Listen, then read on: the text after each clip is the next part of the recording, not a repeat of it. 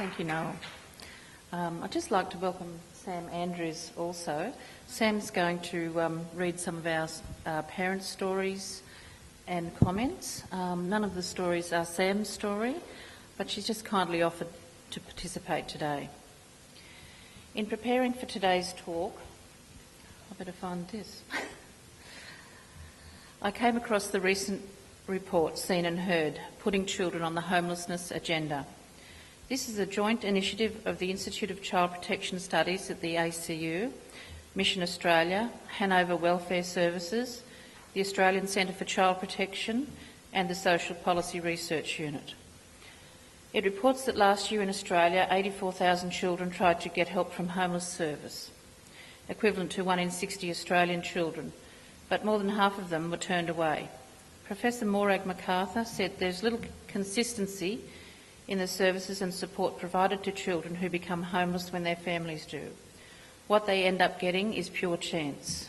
The report calls for prevention, early intervention and better support through an increased supply of affordable housing, simpler services that are easier to identify, access and leave, dedicated children's workers at all specialist homeless services, prioritised housing support for families, especially those with young children, a national framework to guarantee consistency and quality of care for homeless children, specific national targets for reducing the number of homeless children, expansion of existing programs such as the Home Program, which assists families with personal and financial challenges.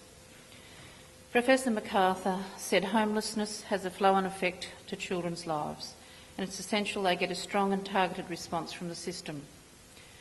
This prompted me to think about the CatholicCare's response, and obviously the response of our Catherine Villa services for homeless, pregnant and parenting young women and their children.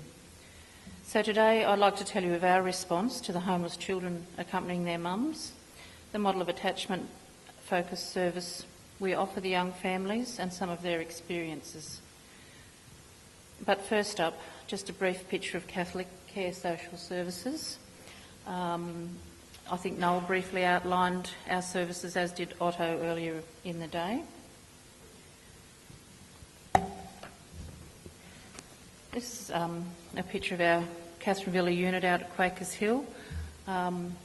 It was a joint initiative of the government and the Catholic Church, the Diocese of Parramatta. It was built about 20 years ago.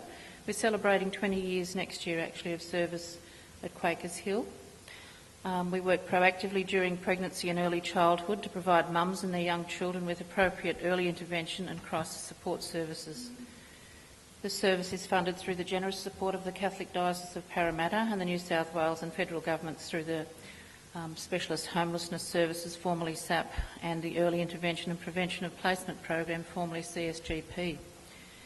Catherine Villa services include supported accommodation, outreach, family support, supported playgroup, young mums group, ex-resident support and exit housing. Across all of these services, staff offer strength-based case management and support with pregnancy, parenting, living skills, personal development, health, baby care, vocation and education. Housing and tenancy support and recreation. The program also aims to strengthen the mother's network of supports, including the family, friends and community, and aims to facilitate the optimal development of the infant by promoting positive relationships between parents, children, the family and community, and lowering the risk of attachment disorders and long-term negative consequences, and also by modelling and mentoring positive adult relationships with parents and children who attend our programs, and to increase their awareness of community-based services. So in the accommodation unit, we offer 24/7 supported accommodation to 5 families at any one time. This year, well over 300 homeless mothers and their children and first-time pregnant young women were referred to Catherine Villa for supported accommodation. We can only provide 15 families with this service per year because it's a long-term, medium to long-term accommodation and support that we give these young women. We can offer them support afterwards for as many years as they require. So the 300 homeless that were referred this year was a 30% increase in the referrals for accommodation, and we suspect it may have been due to the diligence of the non-government agencies complying with the new child protection legislation, Keep Them Safe. If children are not assessed as at risk of significant harm through the mandatory online reporting guide, then the service involved is advised to continue working with the family, which includes referral to relevant services. And the NGO supplied half of the referrals we received. The other stat that is alarming is that about a third of the referrals are from Western Sydney. So, there's at least 100 young homeless pregnant mums with little kids looking for somewhere to stay. Where are they living? Some are in temporary accommodation through housing, and some are staying in unsatisfactory relationships with partners and extended family to keep a roof over their heads. We know some of them are couch surfing at friends until their welcome runs out. We are able to support some of these homeless young women into other residential units, and we refer on as much as we can. Around 20% of the referrals had community services involvement.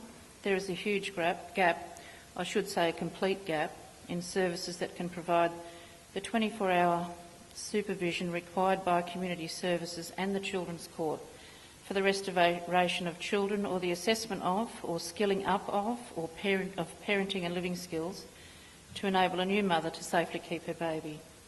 As a society, we aren't giving these families a fair chance.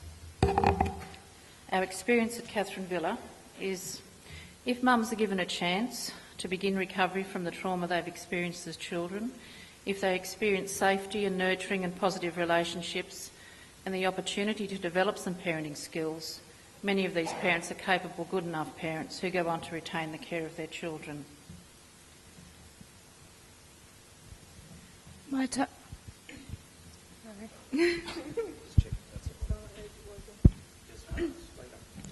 My time at Catherine Villa, I will admit, was stressful, living with other young girls and sharing living faculties. However, if it wasn't for Catherine Villa, I wouldn't have my beautiful son with me today. At Catherine Villa, I have learnt how to take care of my child and to try and keep up with his forever changing needs. As scary as it is, I am leaving with more knowledge, power, and most importantly, more confidence of how I can take care of my child properly. I feel good that I will have peace of mind knowing that I can ring Catherine Villa at any time, no matter how minor the question is. My words of advice for newcomers is for residents to listen to the staff, especially about cooking skills and parenting tips they give along the way, because it really is helpful stepping out into the world with this information. During their stay, families' strengths and needs are identified, and they work with staff towards meeting those needs and attaining permanent or semi-supported housing. Our young parents experiencing homelessness face a hard time finding somewhere safe and secure to live. Due to their age and their transience, it is more difficult for them to maintain support, connect with their community and participate in education, training and employment. For their infants and children, the early years of life are a crucial period of development. Safe and stable living environments ensure children's long-term well-being, the fulfilment of their potential and strong, healthy communities. A young parent's capacity to meet their infant's needs adequately depends on their level of physical health and development, their social and emotional maturity, and the effectiveness of their support networks. In exiting young families, we support them to access housing that will meet their future needs and continue to work with them in settling into their new community.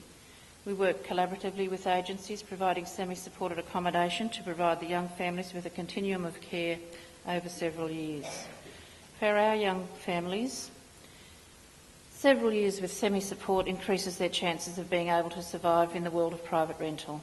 The agencies we work with include Parramatta Early Interventions here at Parramatta, St Michael's out at Balcombe Hills, CatholicCare at Bankstown, Fusion at St Mary's, Willow Tree at Nepean Youth Accommodation Service, Red Cross at Coogee, the MacArthur Project, San Miguel and the YWCA.